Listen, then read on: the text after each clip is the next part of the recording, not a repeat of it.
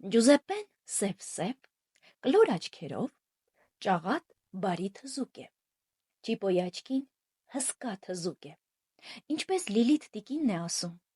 Ջուզեպպեն էլի մտավ ինտերնետ, այո, Ջուզեպպեն համակարգչի դեմ նստած անվերջ մտնում է այդ ինտերնետ կոչված զահրմարի մեջ ու ժամանակ չունի խաղալու Ճիպոյի հետ։ Զահրումար բառը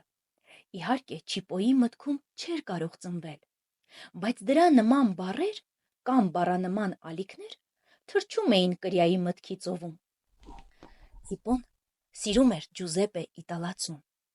Նա իմացավ երեկ, որ իտալացին 25 տարի առաջ է եկել Գերմանիա և աշխատանք ճարել Օփել ավտոմեքենա արտադրող գործարանում։ Ամուսնացել է գերմանուհու հետ, ունի 2 տղա։ Սրանցից փոքրը Արեգի դասարանից է։ Դա նշանակում է Ջուզեպպեն բաժանվել է առաջին կնոջից և Լիլիթի հետ երկրորդ անգամ ամուսնացել։ Լիլիթն էլ է երկրորդ անգամ ամուսնացել, որովհետև ինչպես իմացանք,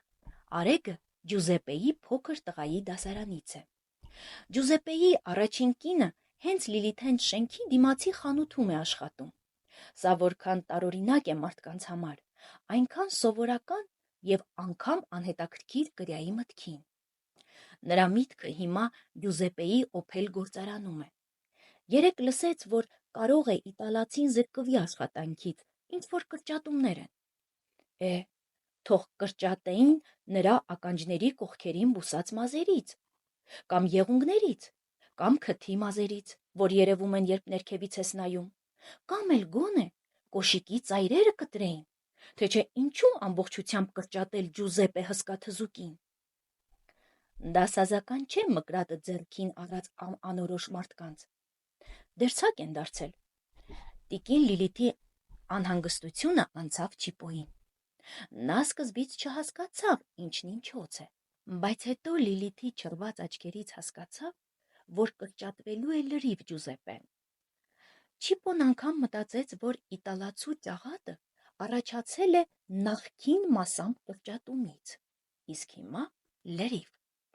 Սակայն հետո Լիլիթի սիրտն ընկավ տեղը, երբ իմացավ, որ գործարանն այնքան նպաստ է տալու, որ իրենք կարող են մի ողջ կյանք պաղպաղակ ու ելակ ուտել։ Ճիպոն էլ հանգստացավ, հատկապես երբ լսեց ելակի մասին։ Ինքը ելակ լիզելով համտեսում է։ Լավ կարմիր է, կարմիր ուտելիքներից լավագույնն է։ Ճիպոն Ջուզեպպեից լսել էր, որ Օփելը BMW չէ, և BMW-ն էլ Մերսեդես չէ, և Մերսեդեսն էլ Ֆորդ չէ, և այդպես Տոյոտան էլ Միցուբիշի չէ։ Ճիպոյի միտքը հասել է Օփելի գործարան և շքեղ կմախքների, ղեկերի, էլեկտրական լարերի և հսկա մոտորների շրջապատում տեսնում էր արագ-արագ աշխատող միանման համազգեստով մարդկանց։ Նրանց մեջ չէր Ջուզեպպեն, և դա շատ զայրացրեց Ճիպոյի մտքի թռիչքին, բայց ոչ Ճիպոյին, որովհետև Ջուզեպպեն աթոռին նստած մտել էր ինտերնետի մեջ իր աչքի առաջ, մեծ սենյակում, բայց Ճիպոյի միտքը փնտրում էր այն ոչ բարի ղեկավարներին, որոնք կրճատելու էին Ջուզեպպե հսկա թզուկին, այն էլ ամբողջապես։ Եվ Ճիպոյի միտքը մի խաղ սարքեց բոլոր մեքենաների և ղեկավարների գլխին։ Նա սկզբից բոլոր մեքենաներին ամուսնացրեց իրար հետ, և պետք էր տեսնել, թե ինչ խառնիխուռն զանգված առաջացավ ամուսնության գրանցման սրահի դեմ։ Գրանցող կինը զարմացած դուրս էր վռնդում Մերսեդեսին, Տոյոտային, BMW-ին, Ֆորդին ու Ֆիատին, Ռոլլս Ռոյսին ու Շկոդային։ Զայրացած կինը գոչում էր. «Մենք միայն մարդկանց խառն ամուսնություններն ենք գրանցում», բայց մեքենաները համառում էին. «Մենք էլ ծառայելու ենք խառն ամուսնության մարդկանց»։ Գրանցվեց մեքենաների առաջին խառն ամուսնությունը, և աշխարհ եկան խառնածին Օփելա, Ֆորդա, Ֆիատա, Տոյոտա, Շկոդա, Մերսեդեսա և այլն բալիկներ։ Նրանք մեքենաների ջորիներն էին, և շատ տհաճ էր նայել նրանց կուզիկ-մուզիկ ծուրտիկ-պուրտիկ մարմիններին և շատ ճիշտ էին անում ավտոտեսուչները, բռնում էին ու քշում տուգանային հրապարակ, իհարկե ոչ ֆուտբոլի դաշտ, բայց ամենակարևորը մեքենաների խառն ամուսնությունից խիստ տուժեցին գործարանների ղեկավարները, նրանք կրճատվեցին և հունգուր լացելով գնացին ցույցի, որ արհմիությունն էր կազմակերպել, իսկ արհմիության ղեկավարն ով էր, պարզ է, Ջուզեպպեն, բայց նա ղեկավարներին քշեց տուգանային հրապարակ, ֆուտբոլի դաշտի, շարք կանգնեցրեց և մի մեծ գնդակով հարվածեց նրանց փորին, ցույցի թողեց միայն կրճատված բանվորներին, որոնք իր հարվածի պահին «Գոլ» գոռացին մարզադաշտի տրիբունաներում։ Ահա այդպես Չիպոյի սրընթաց միտքը պատժեց Օփելի ղեկավարներին և բոլոր այն ղեկավարներին, որոնք կկրճատեին Ջուզեպպեի պես բարի հսկա թզուկին։ Եվ միայն կրյան զարմացավ, թե ոնց է ինքը իբր դանդաղաշարժ, իսկ իր միտքը մրցակի պես քաջավազ։ Բայց հետո Չիպոն ինքը բացահայտեց գաղտնիքը. երբ մեկը լցվում է զայրույթի ամպրոպով, պիտի ճայթի կայծակի պես, որ սիրտը հանգստանա, և կարևոր չէ մարմինը դանդաղ է շարժվում, թե քարացած է, միտքն է գլխավորը Զենոն փիլիսոփայի նետի պես թռչող, սա էլ լսել էր Արեգից, նա ասույթներ էր հավաքում կրյաների մասին, այս մեկը Չիպոյի սրտին շատ է հաճո։ Չիպոն չի ընդունում մարդկանց սիրահարվածությունը երաժշտական գործիքներին, հաճախ զոռով են երեխաներին քշում պարապմունքների, երեխաները ավելի բնական են, նրանք ծովում կամ գետում լողալ են սիրում, ահա այդպիսի մի քանի երեխա իրենց ծնողների ուղեկցությամբ բերվում են տիկին Լիլիթի, ավելի ճիշտ, տիկին Գայանեի բնակարանում հատուկ պատրաստված երաժշտադասարան։ Նրանց հետ պարապում է Լիլիթը, նոտաները բացում, դնում են բարձր մի ոտքով թեք սեղանին, որ նոտակալ են կոչվում, պատյաններից իբր կրյա են, Աստված հեռու պահի, հանում ջութակները, վերցնում են աղեղները ու իրենց ծնոտին հենած ջութակին ծեծում ու ծեծում։ Լիլիթը նրանց սովորեցնում է ինչպես ճիշտ ծեծել։ Նրանք էլ կարծես սովորում են և ճղ, վզ, տս, գլուխդ պար ու փախիր։ Չիպոն քաշվում է ամենախորքի ննջասենյակը, մտնում լայն մահճակալի տակ Ջուզեպպեի և Լիլիթի ու փորձում խրվել իր պատյանի մեջտեղը,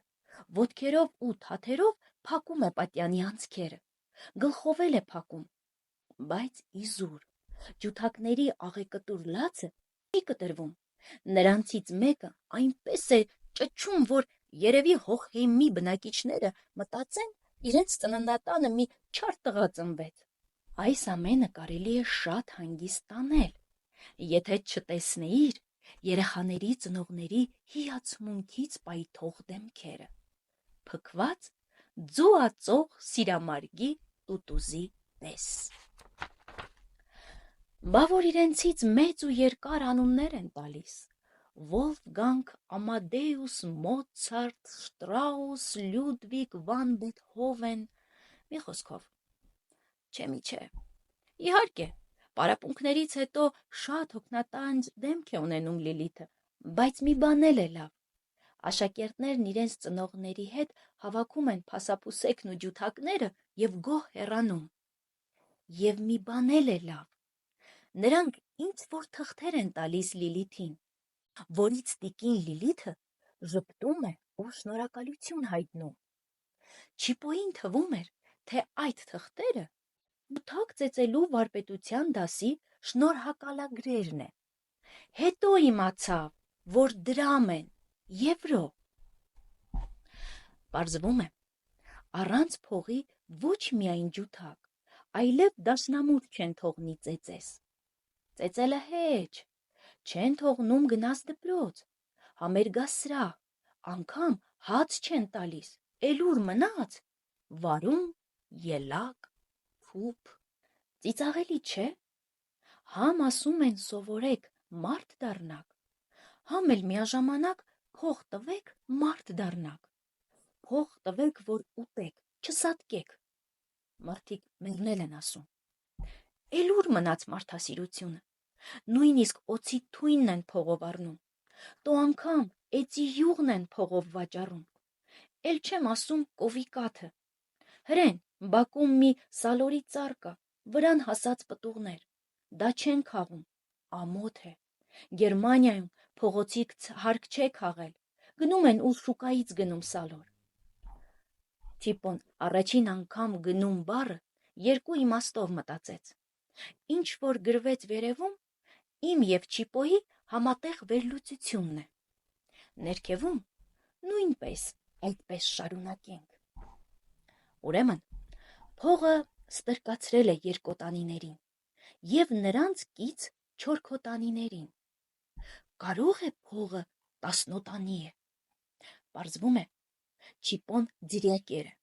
Ինչ ամոթ, ինչու իրեն կտրեցին Հանքավանի անտառից ու հովտից, որ բերեն Գերմանիա ու ձրիակեր դարձնեն, օփելնել են փողով ծախում, այդպես է, որ ուզում են Ջուզեպեին կրճատել։ Կարող է նայել է ձրիակեր։ Չէ, նա գունավոր թղթերով մեկ-մեկ գնում է ու գալիս, արեգնել է պաղպաղակ առնում այդպիսի ոչ թղթերով, մետաղյա կոպեկներով, այդ կոպեկները ոնց որ մանր կրյաներ լինեն, կլոր տափակ,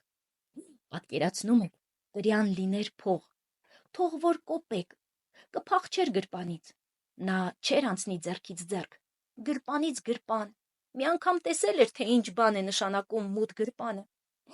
կրյան միայն մանուկների համար պաղպաղակի գումար կդառնար,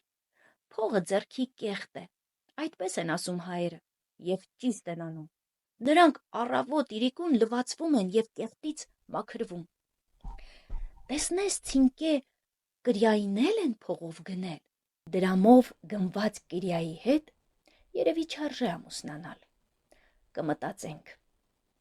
Գայանեն բոլոր փողերն ուրեմն տալիս է ցինկերին, մեկ-մեկ Լիլիթը դժգոհում է, Գայանեն էլ է ջութակածեց եղել, դա Հայաստանում, եկել է Գերմանիա համերգների և մնացել է այստեղ։ Հիմա ծխախոտի գործարանում չնչին սևագործ աշխատանք է անում գունավոր թղթերի համար, որոնցով առնում է ցինկե սկիհիներ, անոթ, բաժակ, պատառաքաղ և այլն։ Ինչ է թե Հայաստանում չի տեսել նման բաներ և վերջում նվիրելու է Երևանի թանգարանին, Գայանեի անվան հավաքածուն։ Սա Չիպոյին դուր է գալիս։ Լավ է նաև, որ Գայանեն թողել է ջութակահարի գլխացավանքը, բա ինչ աներ, իհարկե, դրա երեսից կարելի էր փախչել Երևանից։ Փողը։ Ուրեմն առանց փողի մարդը կնմանվի վայրի գազանի, գազանն էլ փողով կնմանվի կիրթ, հարգարժան, բարձրաստիճան մարդու, շատ փողի դեպքում պրեզիդենտի, երկնաքերերի տիրակալի, ինչ լավ է արջերը դեռևս նման փողերի չեն տիրացել, կխաչին կրյաներին փողի վառվող դեզի վրա։ Չիպոն երեկ լսեց, որ մի հայ կին Մայնց քաղաքի սուպերմարկետների դռան դեմ կանգնած իր աղջնակին ուղարկել է գողության։ Եվ դա ամեն օր։ Աղջկան չեն դատի, Լիլիթն ասաց։ Թող գետինը մտնի էդ կինը, ամաչում եմ բարև տամ, չիմանա ես էլ եմ հայ, փախստական է, նպաստ է ստանում, բայց էլի գողության է ղրկում աղջկան, թու։ Քիչ փողը մարդուն գող է սարքում, ոչ մի փողը մարդասպան ավազակ։ Որ այդպես է, թող շատ փող աշխատեն մարդիկ, որ մարդ չսպանեն։ Չիպոն այլևս մտածում է մարդկանց մասին։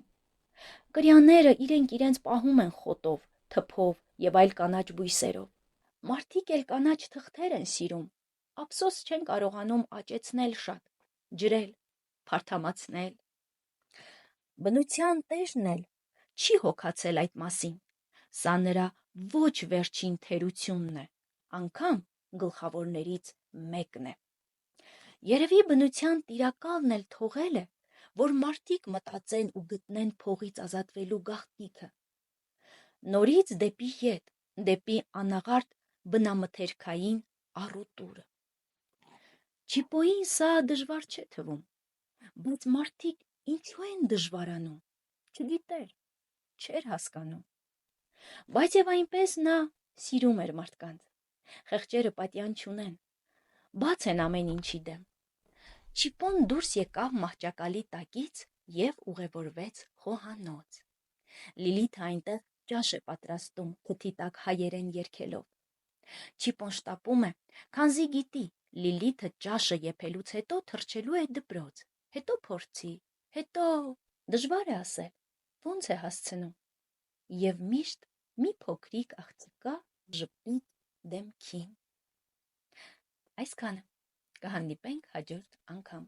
Բաժանորդագրվեք Արի լսի YouTube-յան ալիքին։